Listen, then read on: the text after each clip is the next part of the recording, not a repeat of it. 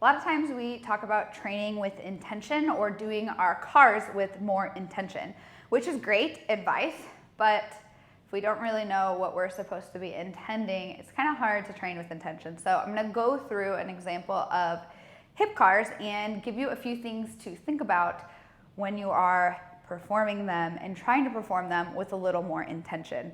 Obviously, just doing a hip car in general is probably going to be better than just never addressing your hip mobility or thinking about your hip joint, but doing them slow and controlled and paying attention to the different movements and sensations is going to get you a lot further for the time that you're investing. So the first thing that I always like to do is kind of show what a hip looks like so you can visualize what your hip is doing when you're doing a hip car.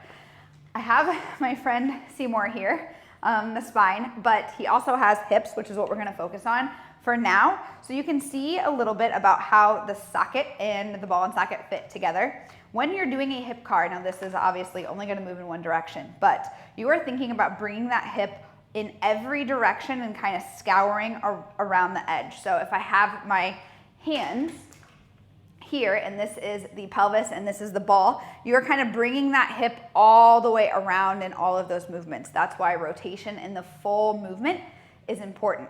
What we are looking to avoid is as we move this hip, the pelvis coming around with you, and then now we no longer have hip movement, we really have spine and pelvic movement. That's not what we're going for in a hip car. So I'm gonna give you a couple things for you to focus on when you are performing them for yourself. The first thing is going to be creating tension or irradiating. If you don't know what that is, you can go look it up, but just understand that the more you squeeze something, the more that the rest of your body joins in. So as you're doing hip cars, you wanna create tension here, create tension in your core, making sure that we are not moving our spine all around and just kind of like doing these half-heartedly. So I always like to think about focal points when we're doing cars as well. So I will tell people a lot of times for our hips to put your hand on top of your iliac crest, which is your pelvis here, not on the side of it, but on the top.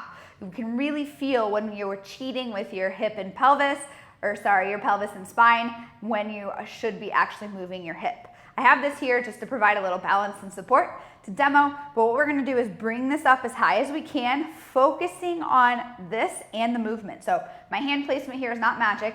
It has to be paid attention to. So as we bring it out to the side is when we want to make sure we are not rotating our whole body and moving that pelvis. And then here, this internal rotation is when we like to hike a lot. So stay there for a minute, find what internal rotation is versus pelvic movement and adjust accordingly, and then come out to the side and keep scouring that hip, fighting for a little bit more without, again, compensating there.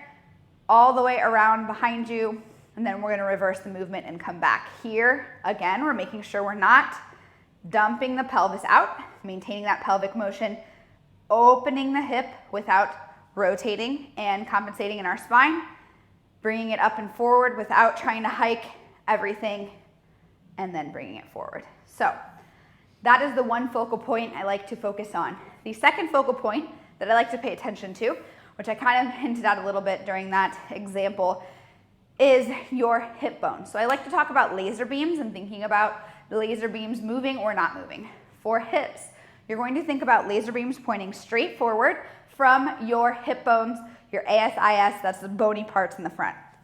Those should not move. If those are moving, your pelvis is moving, and that is not your hip joint. So when we go to do these movements, you're going to think about bringing this knee out, and your laser beams from your hips need to be pointing forwards so they're not coming around with you. And then when we reverse, it's the same thing. Laser beams need to be pointed forward. So hand on your hip, laser beams forward. Let's go through this one more time together. Hand on hip, pay attention. Leg and external rotation, bring it as high as you can. Do not sag. From here, straight out to the side. Internally rotate that thigh without hiking your hip. Keep bringing it out to the side, fighting for more, finding those tissues, making them cramp, squeezing them as much as you can.